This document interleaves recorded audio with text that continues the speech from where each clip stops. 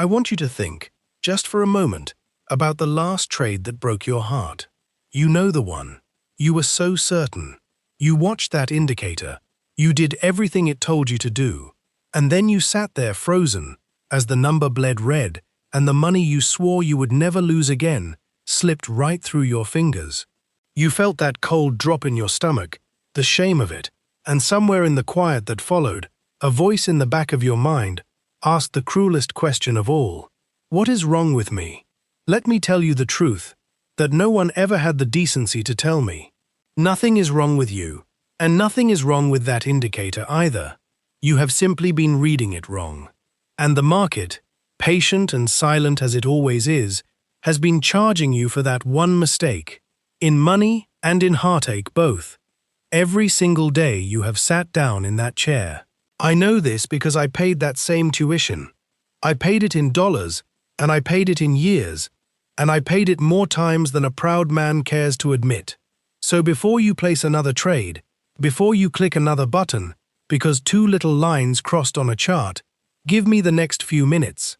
I am going to show you what the crowd cannot see, and once you have seen it, you cannot unsee it. They call me Jesse Livermore. I traded when the quotes came in on a paper ribbon ticking out of a machine, and a boy chalked the prices on a board for all the floor to read. I had no screens. I had no colored lines. I had a tape, my eyes, and a memory for what the numbers had done before. And yet, I am here to talk to you about an indicator I never once saw in my lifetime, because the truth I am about to tell you has nothing to do with it. It has to do with the thing the indicator is trying, and failing, to show the average man. Here is where we begin. Strip away the mystery from this MACD that everyone whispers about. What is it truly? It is two moving averages quarreling with one another. One of them moves quickly, the other moves slowly, and the distance between them rises and falls as the argument heats up and cools down. Then they lay a third line across it to settle the dispute, and they stack a row of bars beneath to show you how loud the quarrel has grown. That is the whole of it. That is the machine you have been bowing to. And what does it measure? It measures momentum. Nothing more, nothing less. It measures the pulse of the move, how hard the buying is leaning, how hard the selling is pressing back. It is the heartbeat of the thing, and a heartbeat tells you what is happening inside the body right now. It does not tell you the future. It was never built to. The moment you treat that little line as a fortune teller, as an oracle that whispers tomorrow's price into your ear, you have already lost. You have asked a question that can never be answered, and you will spend your account paying for the disappointment. I read the very same pulse on the tape long before any man dreamed up a formula for it. I could feel the buying grow urgent, then feel it grow tired. I could sense when a stock had been pushed too far, too fast, and the strength behind it was beginning to thin. The MACD merely draws in a color what I once read by feel. It is the tape's pulse, sketched as a line, and that is a beautiful thing if you understand what it is. It is a ruinous thing if you do not. So, let us speak plainly about how the crowd ruins itself with it. The first mistake, and it is the costliest of them all, is the itch. The terrible, gnawing itch to always be in the market. The crossover men, and there are armies of them, they buy the instant the lines cross upward, and they sell the instant the lines cross downward. And they do this again and again and again, until there is nothing left in the account to cross over. Hear me on this, because it is the most important thing I ever learned, and it took me the longest to learn. It was never my thinking that made the big money for me. It was my sitting tight. Men who can both be right and sit tight are uncommon. I found it one of the hardest things to learn. But it is precisely that sitting that the crossover trader cannot do. He has an itch he must scratch. He cannot bear to watch the market move without him having a hand in it. And the market, gracious host that it is, always finds a way to invite him in at exactly the wrong moment. Picture a market that goes nowhere, and understand this. Most markets, most of the time, go absolutely nowhere. They drift sideways. They chop. They grind back and forth. like a man pacing a room he cannot leave. Now watch what your beloved indicator does in such a market. It crosses up, it crosses down, it crosses up again. Each cross looks like a signal. Each one feels like an opportunity. And the crossover man takes every one of them. He buys the top of the little wiggle, sells the bottom, buys again, sells again, until he has been sliced to ribbons by a market that never even moved. This is what they mean when they say a man was whipsawed. He was not beaten by a great crash. He was nibbled to death by a market that was simply standing still, and he could not stop himself from feeding it. I have seen fortunes, small ones, but fortunes to the men who held them vanish this way. Not in a single dramatic loss, but in 100 small ones, each one looking reasonable, each one obeying the line. The amateur believes that activity is the same as productivity. He believes that because he is busy, he is working, and because he is working, he must be earning. The market does not reward busyness. The market rewards correctness, and correctness comes far less often than the itch demands. So the man trades to satisfy the itch, and he calls it strategy, and the indicator gives him an endless supply of excuses to keep scratching. That is the first great error. And if you took nothing else from me today but the discipline to stop scratching that itch, you would already be ahead of 9 traders out of 10. Now let us go to the second mistake, for it is a cousin of the first and nearly as expensive. The crowd watches the crossover, but they never once stop to ask the only question that matters. Where did it happen? They see 2 lines touch and they leap. They never look at the ground beneath their feet to see whether they are standing on a hill or in a hole. In my day, before I would risk a single dollar, I made it my business to determine what I came to call the line of least resistance. I wanted to know which way the market truly wished to travel. A market, like water, like a crowd, like a frightened animal, will always seek the path that meets the least opposition. My job was never to argue with that path. My job was to find it, and then to stand in its way as little as possible, to go with it, not against it. That line on your indicator, the 0 line, the flat one running through the middle, that is your line of least resistance laid bare. When the momentum lives above that line, the wind is at the back of the bulls. The path of least resistance runs upward. When the momentum lives below that line, the bear owns the floor, and the path runs down. It is as simple and as profound as that. So consider the folly of the man who takes a buy signal struck deep below the 0 line. The whole weight of the momentum is pressing downward. The crowd is selling. The strength is on the bear's side.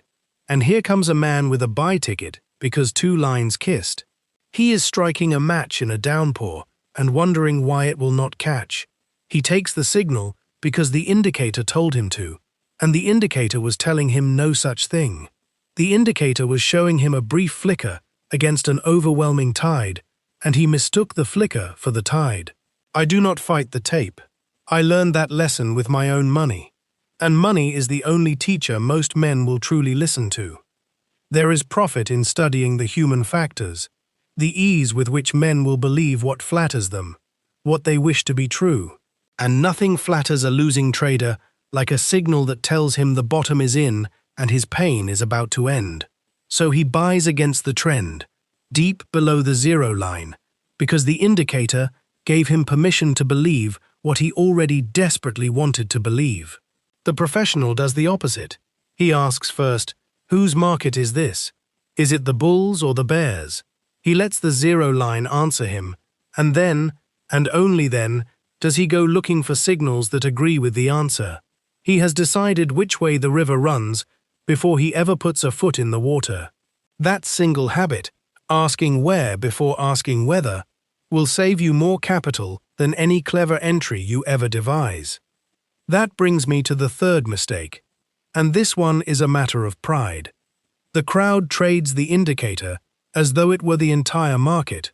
No trend, no structure, no regard for the larger swing of things, the great tides that move beneath the daily waves. They stare at that one little line at the bottom of the chart, as if the whole truth of the market were contained in it. A speculator must first see the big picture, the ocean, before he troubles himself with the ripples on its surface. The indicator is a witness. It is never the judge. To convict the market and stake your money on the word of a single witness with nothing else to corroborate the story is to act on a rumor. And men who act on rumors in this business do not last long enough to learn better. I made my largest fortunes not by catching every little wiggle, but by reading the major movement, the great swing, and then having the patience and the courage to ride it. The big money is never in the individual fluctuations. It is in the main movement, the entire trend. The man who is forever trading the indicator alone has his nose pressed so close to the glass that he cannot see the great wave that is about to lift him or drown him. He is busy, he is active, and he is blind. Let me put it to you another way, so that it lodges in your mind and stays there. A captain who studies only the chop against the hull of his ship and never once lifts his eyes to the storm gathering on the horizon is not a careful captain. He is a doomed one. The little indicator at the bottom of your chart is the chop against the hull. It is real, it is happening, but it is not the weather. The weather is the major trend, the great swing that carries the price for weeks and for months. And a man who trades the chop while ignoring the weather will be congratulating himself on a clever entry right up until the storm takes the whole vessel down. I have seen it. I have, to my shame, been that captain. The market taught me with my own money to lift my eyes to the horizon first, and only afterward to mind the water against the hull. Now to the fourth and final error of the crowd, and it is the one that breeds the most bitterness. They forget, or they never knew, that the line follows. It does not lead. Price moves first. The averages, being built from price, can only catch up afterward. This indicator is the shadow that the move casts on the wall, and no man ever reached a destination by chasing a shadow. They demand prophecy from a thing that can only report. They want it to tell them what comes next, and it can only ever tell them what has just been. So they enter late every time, because they are waiting for the shadow to confirm what the body did, and then they curse their luck when the easy part of the move is already gone. It is not luck. It is the nature of the instrument. The fault lies in the man who asked the shadow to walk ahead of the man. So there you have it, the 4 ways the crowd is parted from its money by an honest little indicator that never told a single lie. The itch to always be in, the blindness to where the signal struck, the pride of trading it alone, and the foolishness of demanding prophecy from a thing that can only follow. 4 mistakes, and between them, they have emptied more accounts than every crash in history combined. And before I turn the page and show you what the seasoned hand sees instead, let me remind you again, because a thing worth knowing is worth repeating. The discipline to avoid these 4 errors is not born from a clever indicator setting. It is born from the mind and from the daily practice of mastering yourself. That is the entire purpose of the 2 books waiting in the description below. Thinking like Jesse Livermore will rebuild how you reason about discipline, patience, and risk. And the Livermore Journal will give you 90 days of structured practice to make that new thinking a habit rather than a hope. Go and claim them, but first, stay, because the best is still ahead. Now, let me tell you what the seasoned hand sees in that very same little line. The same line that ruins the crowd is the line that rewards the patient man, because he is reading a different thing entirely. Where the amateur sees a button to press, the professional sees a story being told, and he has learned the language that story is written in. Let me teach it to you now. The first thing the experienced speculator reads is the regime. Before he reads a single signal, he asks whose market this is, and he asks it with the 0 line, exactly as I taught you a moment ago. But here is the difference. The amateur, even when he glances at the 0 line, will still talk himself into fighting it. He professional will not. He has made it a law unto himself. Never argue with the tape. When the momentum lives above 0, he looks only for reasons to be long. He does not even entertain a short. He does not waste a single thought on it. And when the momentum lives below 0, he looks only for reasons to be short, and he treats every bullish whisper as a trap until proven otherwise. He has narrowed his entire field of vision to one half of the field, the half where the wind is at his back. Do you understand the power in that? He is not smarter than the crowd. He is more disciplined. He has simply refused to play on the half of the board where he is destined to lose. I cannot tell you how much grief this one habit would have spared me in my early years. I lost real fortunes fighting the major trend because I was certain, absolutely certain, that I was right and the market was wrong. The market has a way of curing a man of that certainty, and the cure is expensive. The seasoned trader has already taken that medicine. He no longer needs to be right against the tape. He only needs to be aligned with it. Decide the direction of the river first, then and only then decide where to step in. The second thing the professional reads is the strength leaving the room, and here he does something the crowd almost never does. He watches the bars, not the cross. The histogram, that row of bars rising and falling, is the strength of the move made visible to the naked eye. And the most valuable thing about it is this: those bars begin to shrink long before the price itself will admit that anything has changed. I knew this feeling on the tape better than I knew my own name. A stock would be climbing, the price still making new ground, and yet I could feel the buying growing tired beneath it. The urgency was draining out. The orders were coming slower, smaller, more hesitant. The price was still rising, but the force behind the rise was dying. And when the force dies, the price is soon to follow, even if it has not yet found out. That is precisely what the contracting histogram shows you. The bars grow shorter, while the price still drifts higher, and that divergence between the loud price and the quiet momentum is a confession. The price is bragging that all is well. The bars are confessing that the strength is gone. The professional believes the confession and ignores the bragging. He hears the silence falling over the move before the crash announces it to everyone else. The amateur waits for the crash. The professional hears the room go quiet and is already reaching for the door. This is the great secret of momentum, and so few ever grasp it. A move does not end at its highest price. A move ends when the strength behind it ends, and that always happens first. The price is the last to know. If you train your eye to watch the bars, to watch the strength rather than the price, you will be leaving the party while the music is still playing, instead of standing in the wreckage, wondering where everyone went. The third thing the professional reads is disagreement. And this is the most refined skill of them all. He listens for the moments when the tape and the price tell two different stories. When the price climbs to a fresh new high, a high it has never seen before, but the indicator cannot follow it up there, cannot make a new high of its own. That is a divergence. And a divergence is the market whispering a truth that the headline price is trying to shout over. Believe the momentum, not the headline. The price making a new high is the headline. It is loud, it is bold, it is the thing the crowd celebrates and rushes to buy. But the momentum failing to confirm that high is the quiet truth underneath. It is saying this move is being made by fewer hands, with less conviction, on borrowed strength. The buyers who push it to that new high are the last and the weakest of them. And when the last weak buyer has bought, there is no one left to push, and the only direction left is down.